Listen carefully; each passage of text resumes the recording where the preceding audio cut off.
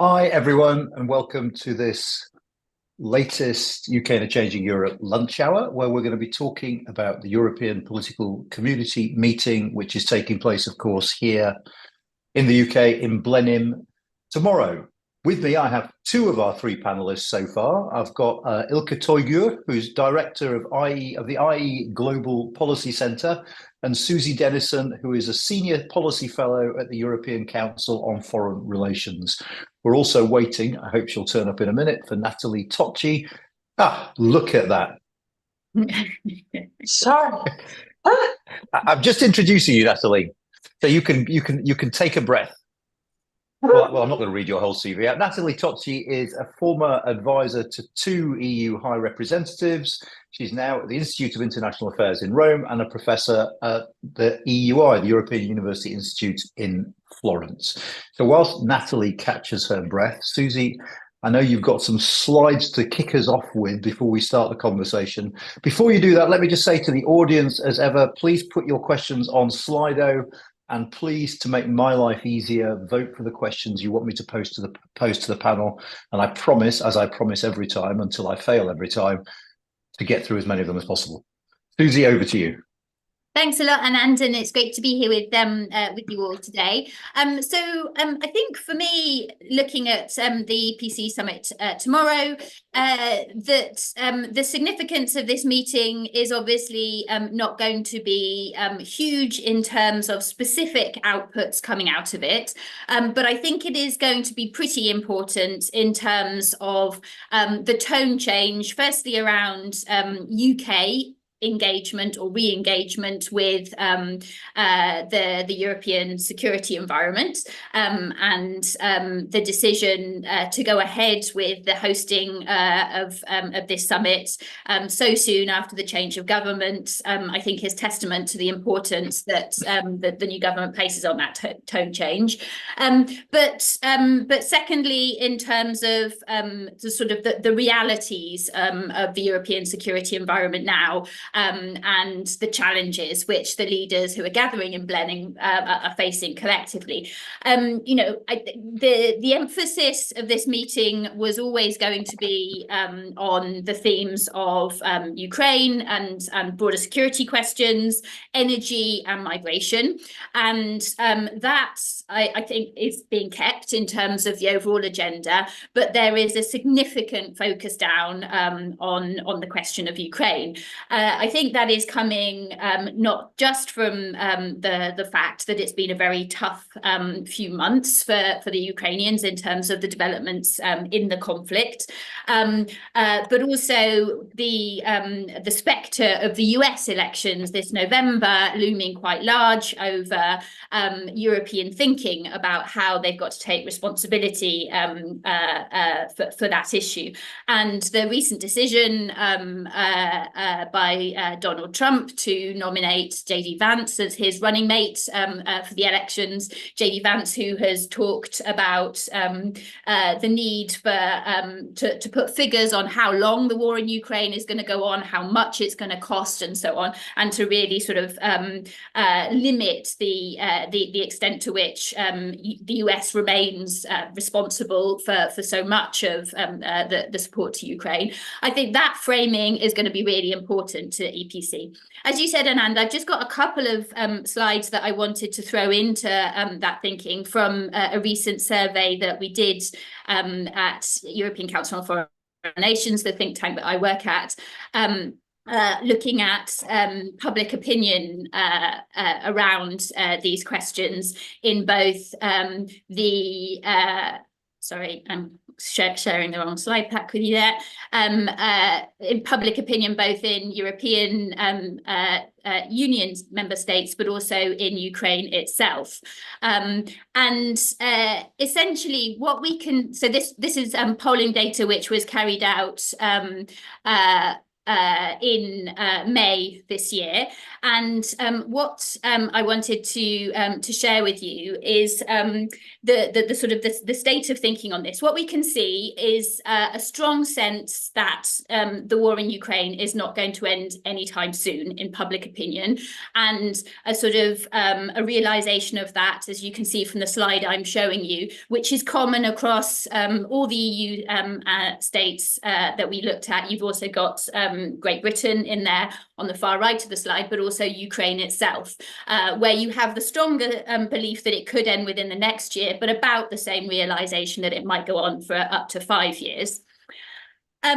But the difference between Ukraine and a number of the other states that are going to be there discussing this at EPC is their sense of how that's going to finish, and a strong expectation on the Ukrainian side that the war is still winnable without a compromise settlement. You can see Ukraine on the far left of this screen, with 58% believing the war is winnable. That expectation goes up among the data that we got from surveying in Ukraine if there is any certainty about the increased supply of weapons and ammunition going to Ukraine, as is being promised by Western powers, and as may well be one of the topics that will be discussed at the EPC. But there's also a strong sense of fear about the reality that if Trump wins the elections in the US and brings in a second administration that is highly skeptical about ongoing support for Ukraine, there will be a push for some sort of peace deal with Russia without involving the Ukrainian government. As you can see, there's sort of rough splits in the Ukrainian responses as to whether this is likely to happen or not. But you can still see that there's a strong section of the population who's very live to this concern. And so sort of where this takes us in terms of the EPC is a sort of a growing sense of a tension between the different European states about what to do about this. As you can see from the slide I'm showing you now, there's an ongoing belief among EU member states that we should continue to support Ukraine for as long as it takes. And you can see that particularly that group of 5 states, which includes EU states and Great Britain, on the left-hand side of the screen, who have a plurality, largest group in favour of that view, and that sort of chimes with what Ukrainians are asking for, but a growing division between EU states as to why we're doing that, as opposed to Ukraine, because of this split over the reality that we're likely to see the war end in some kind of compromise. So that's just a bit of backdrop, I think, to the discussion on the security environment that's going to be taking place over the next 2 days. But I'm expecting that to be the kind of the biggest significance of the conversation. Okay, thanks, Susie. We'll come back to Ukraine. Regulars of these events will know that a little bit of me died inside as the logo of another think tank appeared on your screens. But anyway, let's try and banish that from our memories as quickly as possible. For Nathalie and Ilke, I want to sort of zoom out a little bit and just ask you to kick off. What is the, and Ilke, I'll let you go first. What is the significance, the major significance for you of this meeting that's taking place here tomorrow?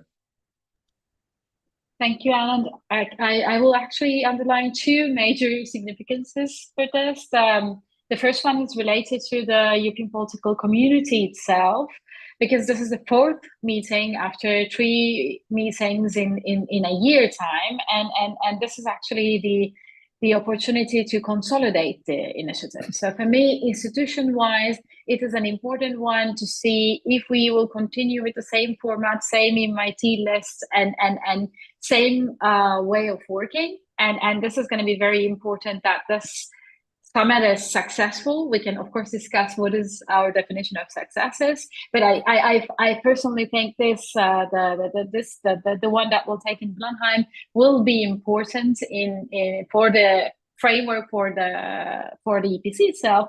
And secondly, of course, it's going to be very important to demonstrate us all if we are really beginning to the period where the Labour Party kind of restarts the relationship with the EU? Is the UK really back in European affairs in a constructive way? And is it really ready to start conversing about Ukraine, energy, connectivity, defense of democracy, legal migration, issues that are commonly interesting for the both sides? And if I can add one more sentence, and with that I finish, I also find this as an opportunity to demonstrate to European citizens and the citizens in the UK that indeed our threats are common. So UK and the EU are not necessarily separate entities, just like coexisting in a continent, but from the Russia's military threats to Chinese economic and security clouds to possibility of Trump's second mandate, there are so many joint challenges, and joint challenges could only be faced by joint responses. So I find this also, like a side note, important demonstration to citizens. Brilliant, thank you. Nathalie, welcome. Lovely to have you here. What do you think about this summit? Okay, so I'd say three things. Firstly, in a sense, sort of taking a step back, what was the rationale of the EPC to begin with? Because I think it's important to sort of, assess what's happening now and what may happen in future relative to what the purpose of this entire exercise was to begin with. And I think, this goes back to some of the points that Susi was making. The rationale really to begin with, I think, revolved around two sets of kind of interconnected issues.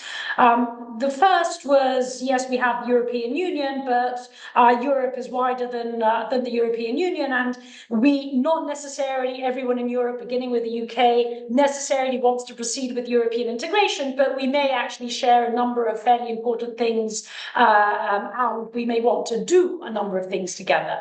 And so obviously bringing in the UK and Turkey and Norway, and not only from Moldova to Georgia, candidate countries as well, was really part of the exercise.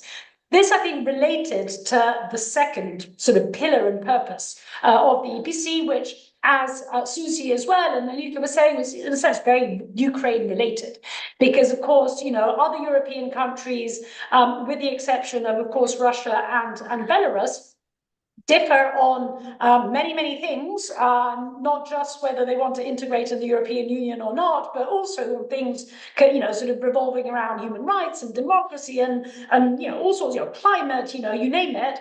But they all agreed on two things, which is sovereignty and territorial integrity, at least and therefore the condemnation of Russia's invasion of Ukraine in that respect. So the birth of the EPC was, or let me put it in these terms, even if the EPC, regardless of Ukraine, would have been a good idea, it would probably not have come about had it not been for Russia's invasion of Ukraine. Now, I say this because I think this brings us to Blenheim and it brings us to today. In a sense, these two sort of rationales for the EPC are more relevant today than they were 2.5 years ago. As far as the, sort of Europe beyond the European Union, it is very clear that, especially with, sort of Keir Starmer's government coming in and this kind of, willingness to build new bridges with the European Union, there's that element in the sense of the equation, of that rationale, which is being strengthened even further. And as far as the Ukraine bit of it is concerned, it is fairly clear that things are not going fantastically well, right? And that therefore there's a need, in a sense, to do more. Both of these things are obviously kind of energized, both of these factors are energized even more by what is, and lies on the horizon, i.e. the possible return of Donald Trump, which obviously both creates a stronger rationale for the EU and non-EU European countries to kind of do more together, especially given the situation in Ukraine. So all this is perfect. And this is in a sense, let me say, the glass half full, maybe the 3/4 of the glass that is full of the equation. It still leaves unanswered, I think, the fundamental tension within the EPC. On the one hand, this is a format which has been actually valued quite a lot by leaders precisely because of its informal character. And so leaders get together and they talk, and it's energy and Ukraine and migration, and then it's lovely to kind of meet and talk and not have to do anything, right? But there comes a point where And of course, it doesn't do anything because it's not institutionalized, right? So in a sense, there's nothing that happens in between one summit and the next. That's kind of what institutions end up doing. I mean, they pick up the baton where leaders leave it and end up implementing what has been decided. And of course, that's not the case in the case of EPC because it isn't and hasn't been institutionalized. And that's what's given it its kind of lovely informal character. However, there comes a point where this method kind of runs out of steam. And especially given what I was saying a moment ago, i.e. paradoxically the fact that this is more needed now than it was 2.5 years ago when it was already needed, in a sense, it really needs to deliver. And so I think the tension and the question that remains to be answered is how do you find a balance, which so far has not been found because the EPC has actually not produced very much in terms of action, between on the one hand retaining that informal character that kind of keeps everyone under the tent, but on the other hand actually enables the EPC to deliver on action. And there may be something in the EU-UK space as far as that, security pact and cooperation that we're kind of, thinking about, and you and Anna are thinking about, and Susi's thinking about a lot. There may be something in that space that can actually not only be valuable for the EU-UK relationship, but could actually possibly also be of value in terms of making the EPC itself, beyond the EU and the UK, more, in a sense, actionable in general. Excellent, thank you. We've got one specific question in from Michelle. I'm going to pose this to anyone who wants to answer it because she says, what are the implications of Turkey's absence? Do we know that Erdogan's not coming? Do we know that for a fact? We know that for a fact. So in a sense, that's a kind of admission of failure from the start. If the point of EPC was to bring in the non-EU European countries, not having Turkey there is a bit of a black mark to start with, isn't it? Well, yes. Also, because if I'm not mistaken, was Erdogan present at the previous EPC meeting? No, this is going to be a third summit that he's going to miss if he doesn't come to that. Well, that's kind of more than a coincidence. Yeah. I think just and then Ilke has far more to say about this than I do, but simply to kind of connect this to a point that I was making earlier, I think there comes a point where beyond the politics of it, there needs to be some value added in terms of the policy, right? And if that doesn't happen, then the interest in the EPC is eventually going to fizzle away. And this may be partly an explanation, not the entire explanation, because I think the entire explanation probably also has to do with the politics, but it may partly have to do with the reason why there is a diminishing interest, in a sense, in this format. Okay.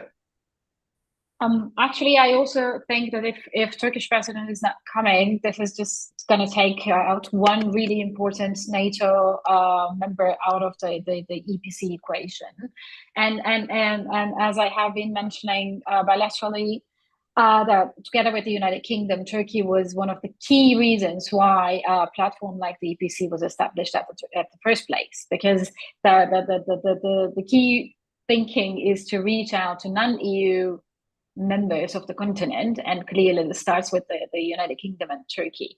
And I also personally think this is a demonstration of a bigger fact that the current Turkish government is not necessarily willing to play a constructive role in European affairs, starting with the security situation. But my personal take, and I'm doing this really on just thinking out loud here, is that if, as the French wanted, there will be a conversation about the new security paradigm in the continent, the basics of security and a fair peace deal for Ukraine, because of Turkey's balancing act between Ukraine and Russia, maybe they found this too much of shifting towards one side, and this might be the reason why they decided to. I really have no insider information in that regard, but I'm saying this could be a reason why they decided not to join. So they don't want to necessarily pick sides on this.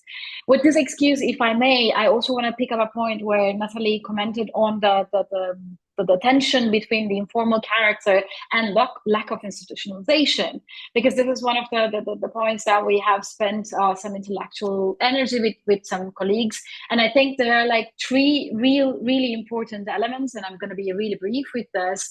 we are at a point where there should be a balancing act between institutionalization and ownership, because lack of institutionalization does not have to mean lack of ownership. And here, for example, the role that UK might play is really, really important, because if the participants of the EPC initiative wanted to move some deliverables ahead, implement some of the decisions, they could do this unilaterally, they could do this via EU institutions, they could do this with specific agreements in unilateral formats. The thing is, they need to want that. So I think that's the part related to ownership is really, really important. The second point is the continuous engagement side of things, because if this is from summit to summit, it is just a conversation that would take place between the leaders. But if there is a mid-level layer of conversation, we can call them special envoys like France does, contact persons, Sherpas, and we can call them whatever we want. But if we can create the next layer in the EPC, I think this will work better. And last but not least, of course, if the security conversation moves ahead, especially around just peace for Ukraine or the broader security parameters in the continent, not just on Ukraine, but a future relationship with Russia as well, then there might be another regional, multilateral, long-term security conversation could be opened up. And this would actually be the core of the EPC initiative moving forward, making it way beyond a talk shop for the leaders, actually. Okay, that's interesting. I mean, in terms of ownership, one thing that strikes me is ownership seems to rest with the presidency at the moment, doesn't it? And of course, last time round in Grenada, we didn't have the end of summit thing, partly because Rishi Sunak messed it up for the Spanish. This time round is going to be interesting because, of course, next in line is Viktor Orban, and we'll have to see how Keir Starmer decides to handle that, because that could be a very interesting press conference at the end of this summit if he decides to do that jointly, particularly given what Susi said about the centrality of Ukraine. But I am going to break with tradition and make a real effort to get through some of the questions we've had in. We've had one in from Derek Wyatt about Macron's hopes, plans that EPC becomes the home to a new security paradigm. Do we think anything will happen about that? A, what does President Macron mean? Which is always a good question to start with. And B, do we think anything will happen with regard to this tomorrow that is worth mentioning? I think, as always, Macron's kind of framing gives a certain sort of ambiguity that allows success to be interpreted in other ways. But I think on one level, the new sort of security paradigm is what we're seeing emerging with this, with the kind of common assessment of the strategic need to be cooperating that Nathalie was talking about, sort of binding together those who are attending EPC, and I think this relates to the sort of the informal versus institutionalized question which Ilke was speaking on before, because I think the sort of the value for the EPC, and the reason that we, with some sort of notable exceptions, we have tended to see quite good high-level attendance in these meetings, is the possibility for bilaterals, for kind of corridor conversations, and so on. And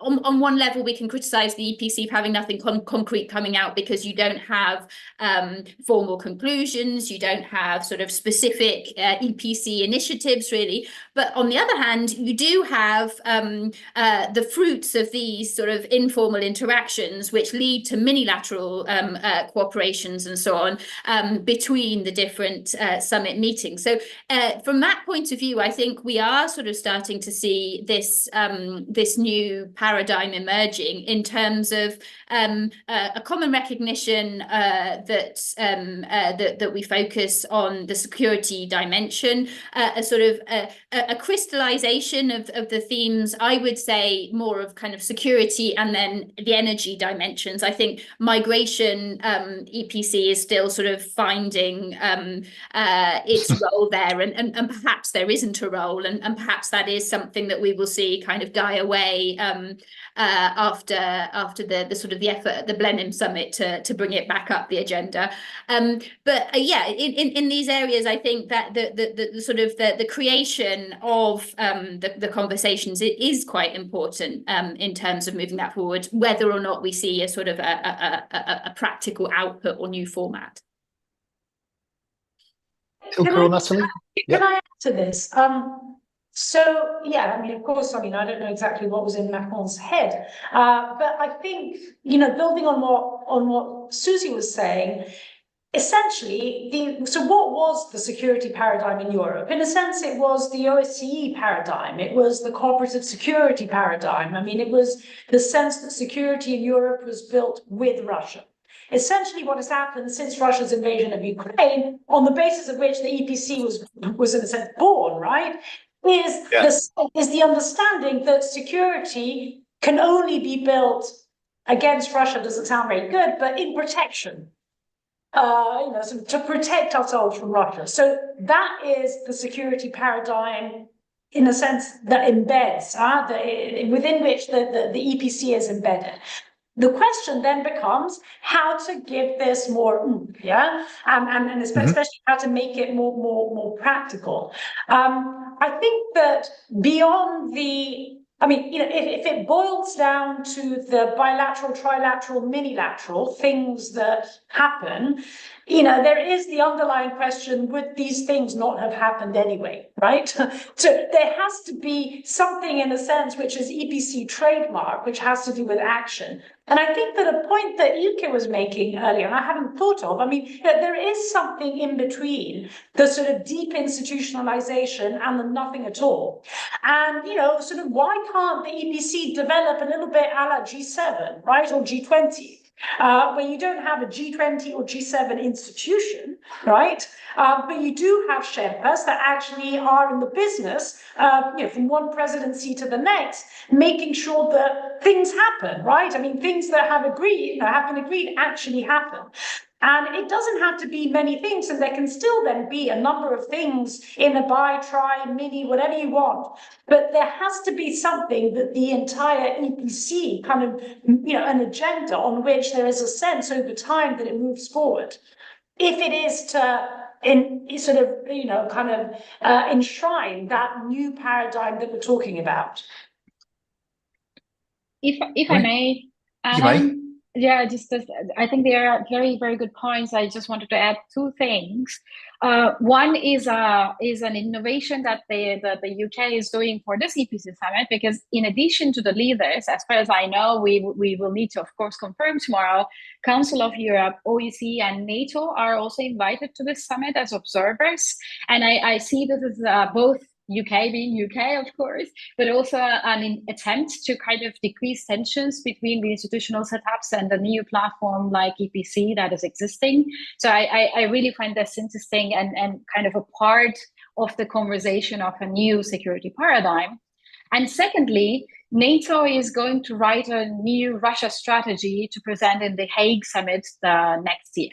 So I also see this, maybe this is connecting dots, even stretching the dots a bit, but I see this also an intention of a real European contribution to this conversation, because at the end of the day, Russia strategy means a lot for the Europeans, and it's quite binding for the Europeans. And this new security paradigm will have midterm to longer term implications for the EU and the non-EU countries in the continent. So I see this also as an intent to kickstart this conversation also from the European side, not just from the NATO side, but also from the European side, and see a common understanding between the EU and the non-EU. Actually, at the end of the day, this is kind of the added value of the EPC, open up this high-level conversation now, at this point in time, not with 20th century institutions, but with a 21st century setup, we still need to see if it will work or it won't. I should add, from a very parochial UK point of view, that EPC is one of the few occasions we get to actually see people, because we don't have regularized summits with the European Union as part of, it's quite useful from a UK point of view, because we actually get to be in the room with these people, which otherwise we might struggle to do because the sort of formal events aren't there. I mean, speaking of which, thoughts and prayers to the unstable French from this island of political centrism and stability, which is nice to be able to say for a change. But anyway, actually, it brings me to one question, what you were just saying, Ilke, from James Dennison, which I've often wondered, and you lot follow what happens in Brussels a lot more closely than I now do, but what is the view of the European Commission towards EPC? Are they a bit wary of it? Do they like it? Do they think it helps advance their objectives? I mean, what do you see as how the Commission, I mean, insofar as we can talk about the Commission, but is there a degree of skepticism in the Blenheim about this undertaking, or do they watch it? Yes, there is skepticism in the Commission towards anything that is not the Commission. Well, that's what I was hinting at. So I think, yes, I think, to the extent that the EPC does not then, in a sense, how can I put it? To the extent that the EPC is not institutionalized, the rival, so to speak, of the EPC would be more the European Council than the European Commission, right? Because it is not, it's not an implementing body, right? I mean, it's in the way in which the Commission understands itself as an initiating body, but also as an implementing body. So in a sense, it's kind of apples and oranges. But I think in general, the skepticism in the Commission is towards anything that is not EU, right?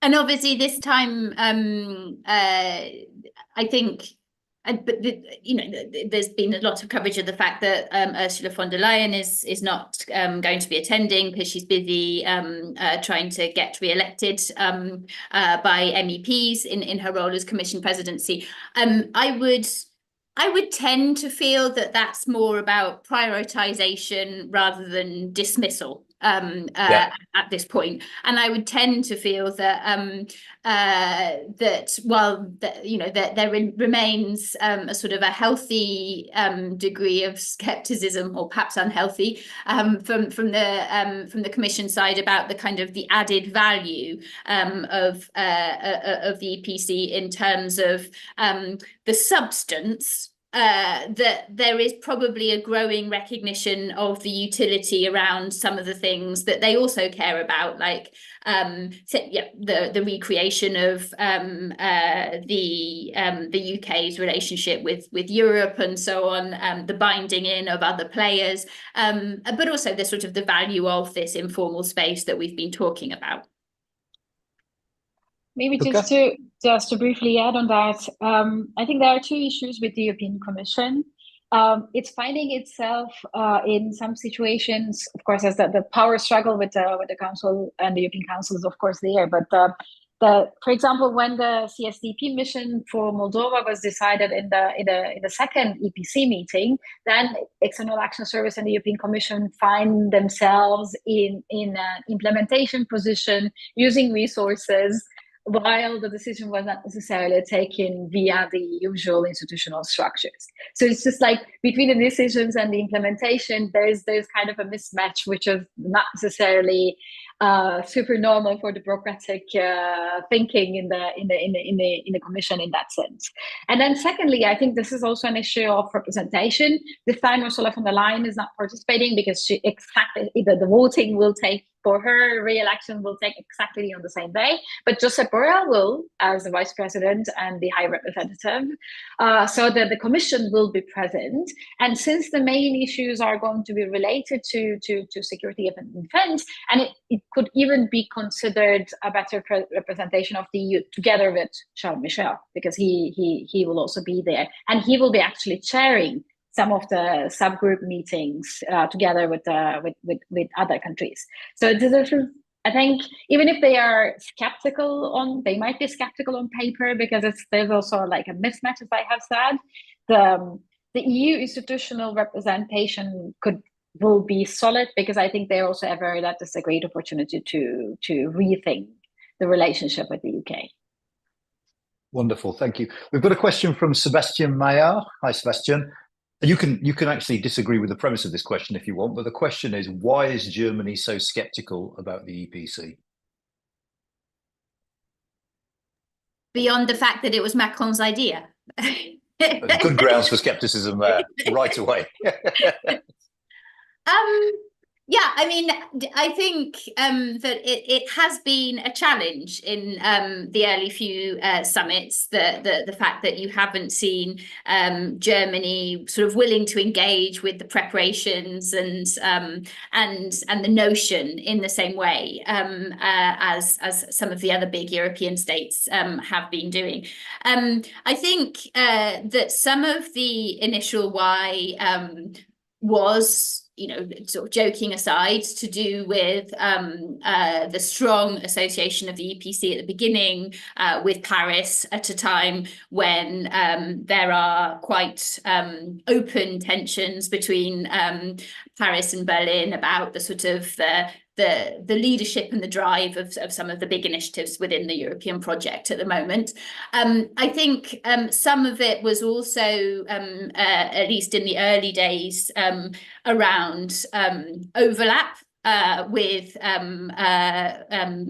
issues such as the role of the European Union when it came to sort of enlargement questions, you know, sort of the fit between the EPC conversation on issues like security and energy and so on, and the fit with the EU conversation. My sense is that that the EPC is becoming a sort of a fact of the European landscape now, and that while Germany may still not be kind of totally leaning into it and lining up to chair the next summit, they're sort of adapting to that reality and recognizing the types of values that we've been talking about.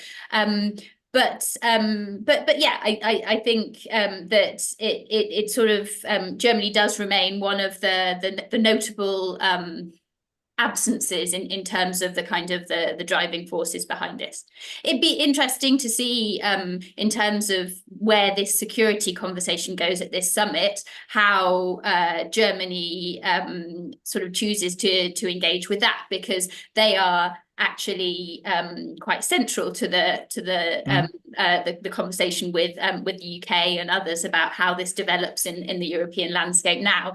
And it could be that some of the additions that we've seen at this summit that Ilke was referring to from NATO, from the Council of Europe and elsewhere, assuage some of the German concerns on that front. I mean, my knee-jerk reaction to the question was Germany's absent from everywhere, but Nathalie, you could put me right. Yeah, I mean, you know, I think beyond what Susi was saying, well, firstly, I should say, I don't think that German skepticism is hard skepticism. I think it's soft skepticism. So I think it's been more about, you know, rather than opposing the EPC, kind of ignoring the EPC. And, you know, beyond it was Macron launching it and all the rest of it, I think it also has to do with a sense of exactly, you know, sort of, what's the value added compared to other institutions that already exist? Now, these other institutions that already exist actually are not the European Union, because we know that the EPC is broader than the European Union, right? But, you know, what is the value added compared to the EU's bilateral relations with others, including the UK? What is the value added compared to the OSCE? What is the value added compared to NATO? What is the value added compared to the Council of Europe? You know, what is what is left? That is not captured by one or more of these existing institutions. And so, do we really need to have that additional layer? So to me, I think it has been more a skepticism. I mean, if one is to look at the good side of the skepticism rather than the petty side, in the sense of the skepticism, I think it has to do more with, well, you know, sort of, we're ready to change our minds, but we need to see, you know, the proof is in the pudding, and we haven't seen the pudding yet. Just to add add a quick thought to that. I even think it's not skepticism, but rather caution. They just didn't want to run into an initiative before, as Nathalie said, not the benefits of the initiative or the platform yet. And in the beginning, the Germans had this understanding that this might be Macron's way of looking for other ways than enlargement. So the initial reaction to the initiative that came from that fair. But I think more and more after some time has passed, they have been rather approaching to this caution and not putting so much political capital to it. But I think the summit in the UK is a bit different. It's just like it is perceived as important. If this gives just a photo shoot opportunity for the EU leaders and the UK's new leadership to show some kind of unity, common understanding of threats moving forward, and a common conversation about how to face these threats, I think even the Germans are going to be rather a bit more positive about the initiative. Then, of course, we need to see what will happen with Hungary. No, so this could be like the increasing side of the EPC, and then we can see, because you know that the member states decided not to even send ministers and high-level officials to informal summits that Hungary will organize.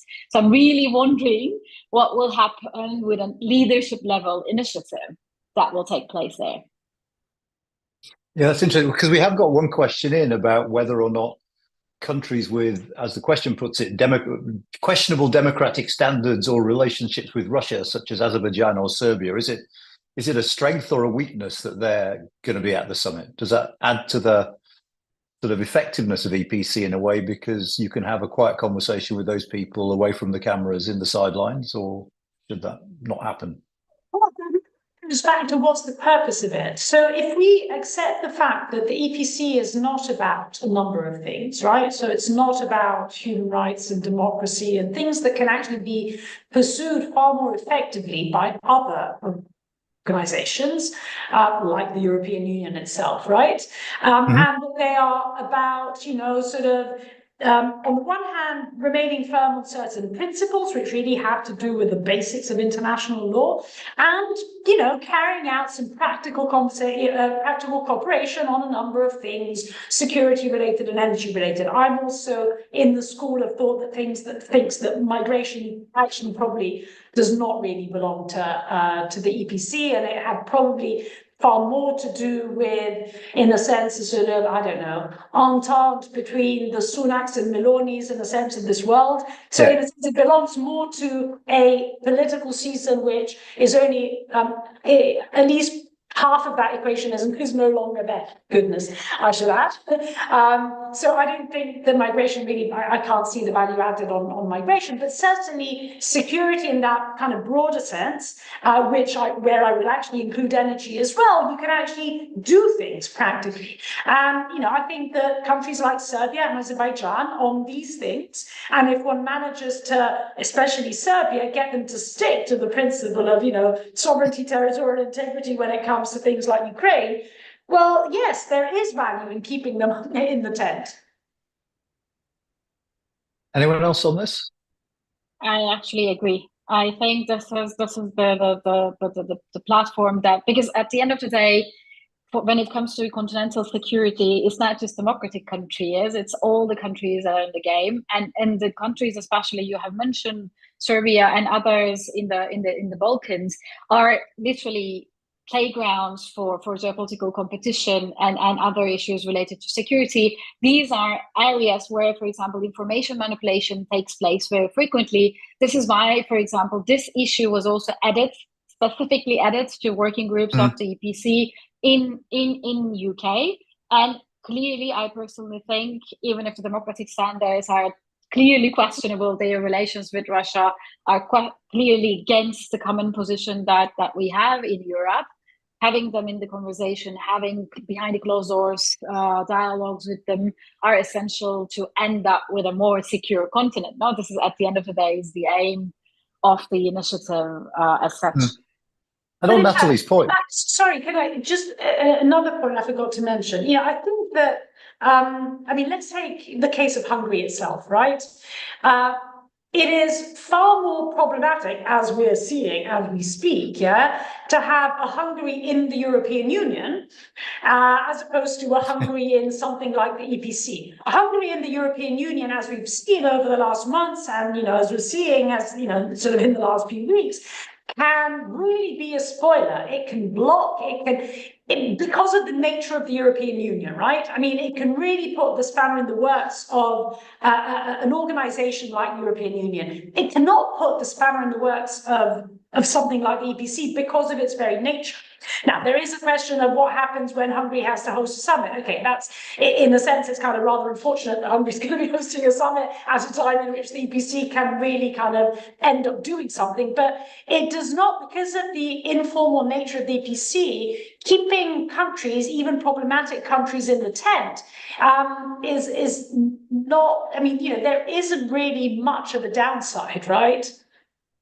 And it's worth reminding ourselves, I mean, things do come out of this. I mean, North Sea Energy Cooperation Group came out of the first meeting. So there might not be sort of practical deliverables, but actually sometimes, once so far, you can get something meaningful. All right, the elephant in the room, which I've been avoiding because it's been the most popular question by a mile since we started, is about what the impact on EPC and its relationship with NATO and its place in the European security architecture, what the impact of a Trump victory. You thought we'd get the whole hour without mentioning Trump, didn't you? Well, we can't. So what would be the impact, if anything? I mean, does EPC suddenly look different if you have a Trump presidency, and if you have a Trump presidency that looks like following through on some of the more extreme things it's said about NATO in particular, and Ukraine for that matter? So two things. I mean, in principle, it makes everything European, Trump makes everything European, including NATO, actually more important, right? So it becomes more important for, sort of Europeans, to stick together and to do things together in the light of, sort of the US checking out, in a sense, of European security, hopefully temporarily, possibly permanently. So in a sense, the rationale is strengthened. And, truth be said, if we kind of go back to Trump, 1.0, it has, in a sense, possibly also because it was happening a few months after Brexit and everyone was kind of, very scared that it would lead to a domino effect of other countries sort of leaving the European Union. It had that unifying effect amongst Europeans, right? So in principle, it should have that effect. What we don't know today, not so much because of what Trump 2.0 would mean in terms of its policies, but because of what its political effect could be, given the way in which the politics in Europe is changing, and the fact that beyond the Orbáns, you have the Melonis and you have the Le Pens in the wings, and you have a very different political atmosphere, in a sense. You have the new Dutch government, and you have, let's see what happens in Austria, but it's a far more fragile, politically fragile Europe. And so it's not necessarily clear that a second Trump administration would have that same unifying effect on Europe and European countries, which obviously then has an impact on not only the European Union, but also the EPC, as what would have been the case 8 years ago. So maybe just to not disagree, but because I feel like we've all been agreeing a lot in this conversation, I would almost say that given that we know that one of the major risks for Europeans of a Trump 2 administration is that we will be pushed, tempted into more and more bilateralism when it comes to sort of our energy ties to the US, when it comes to the way that we do or don't cooperate with the US line on China, when all aspects of the transatlantic relationship, I think, will be sort of up for sale in a sense under Trump 2. To me, and I think, for all of the reasons that you outlined, Nathalie, a more kind of diverse, polarized Europe politically is much more vulnerable to that risk. But for me, that too underlines the sort of the relationship aspect of EPC and its importance to Europe going forward, that we have this space for talking together as Europeans about our geosecurity environment, you know, not to kind of build up a sense of us and them when it comes to the US, but to have that kind of coming together of the kind of the European security family, if you like. I think will be quite significant, because it will focus minds on that sort of that broader vision coming forward. So yeah, I would sort of tend to come down on the side of your first point with you know, this will be have that kind of that extra impetus, I think, from the growing Trump risk. Ilke? Actually, I personally think the EPC is useful under Trump and under Biden and Biden-like presidents coming forward. I just came from NATO summit. Actually, I was in Washington, D.C. last week, and really, it's like my sense was just like the summit was prepared, messaged, and designed for Americans. I can of course understand that it's taking place in Washington, D.C. in an electoral year. This could be perceived as normal, but I more and more have this feeling that as Europeans, we are really becoming more cornered on China and Indo-Pacific, because there was this intention. The first message was, of course, Ukraine and support, Ukraine compact and everything related to Ukraine. But the second very visible message in Washington, D.C. was what they call the axis of evil / upheaval. And this is Russia, China, Iran, and North Korea together. And I really doubt, and this is clearly an open point that we should discuss at the continental level, that packing them together is a good strategy for the EU and non-EU countries alike.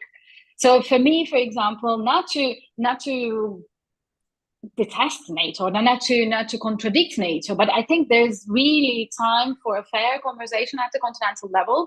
And I personally think when it comes to China policy, for example, there are many common points between the UK and various countries in the EU. It is hard to find a common policy towards China in the EU. This is very clear, so I don't want to generalize a thing. But long story short, we need our European conversation. And EPC could be a platform for that, and more so under Trump administration, where he might actively try to undermine the institution, not quit maybe, but just like undermine its effectiveness. But I mean, not to be massively cynical, but it does seem to me that we're very good at having conversations about Trump.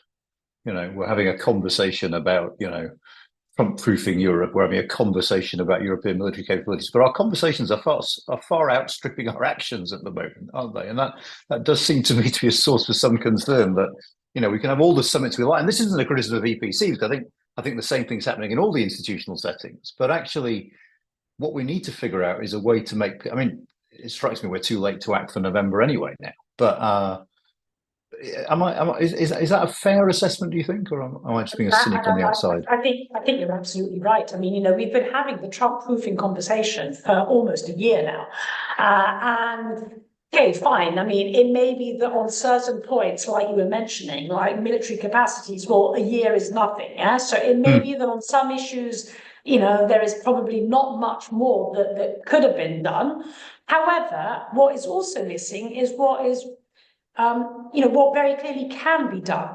For instance, diplomatic, you know, sort of, you know, what's going to be, I mean, how are we going to coordinate ourselves? You know, how are we going to avoid this rather unseemly kind of show in which different Europeans are going to flock in an uncoordinated way to Washington to kiss the ring? I mean, you know, do we have a strategy? I mean, that is the kind of thing that doesn't actually require a lot of preparation, right? It can be done in a year. And to the best of my knowledge, that isn't there, right? So even on things, because, you know, otherwise it's easy to kind of shoot down if we just focus on the military capacities point, right? But there are a number of things that can be done and could have been done, maybe still, you know, will be done, I don't know, I hope in future, but haven't happened up until now. And yet we've been having the conversation, as you were saying, for a pretty long time by now. I mean, we've got 5 minutes left and we have to finish on time, but I want to sort of go back to where we started in a way, where we started with Susi's slides, just to show I haven't forgotten.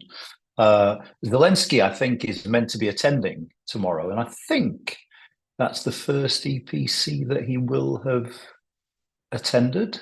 I'm not sure if that's true, but I think that's true from memory. Moldova?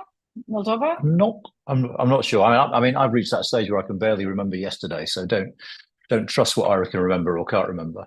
But on Ukraine, firstly, what if anything can EPC contribute? And given some of that polling that you showed, Susi, which was quite depressing, really, about how Europeans outside of Ukraine see this conflict ending, and it sort of mixes partly with Trump. What do you think are the prospects for that conflict over the next sort of 6 to 12 months? Which I know is a massive question, and I'm sorry, I'm going to give you about a minute and a bit each to answer.